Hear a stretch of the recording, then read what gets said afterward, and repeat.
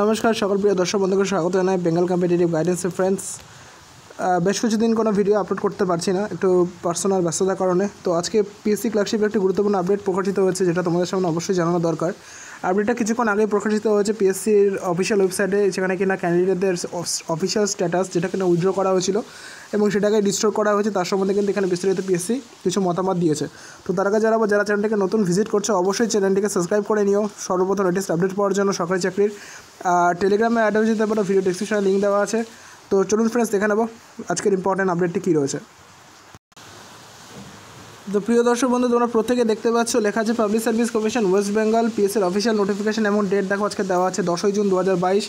Notice number দেওয়া দেখো, এখানে তোমরা প্রত্যেকে দেখতে পাচ্ছ লেখা রয়েছে এবং তো কী লেখা আছে দেখো, with reference to commission announcement number 64 PSC যেটা রয়েছে মেমো নাম্বার বা অ্যানাউন্সমেন্ট নাম্বার সেটা, এবং dated 25/4/2022।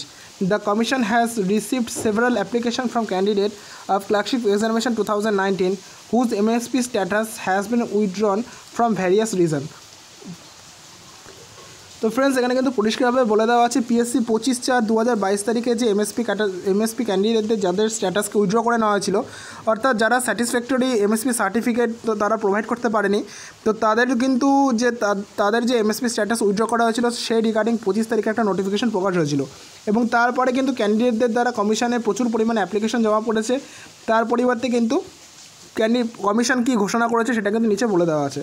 Commission was carefully scrutinized all application and has decided to restore MSP status the following 3 candidates। অর্থাৎ প্রচুর পরিমাণে ক্যান্ডিডেটদের কিন্তু সেখানে অ্যাপ্লিকেশন জমা পড়েছিল যাদের এমএসপি স্ট্যাটাস উইথড্র করা হয়েছে।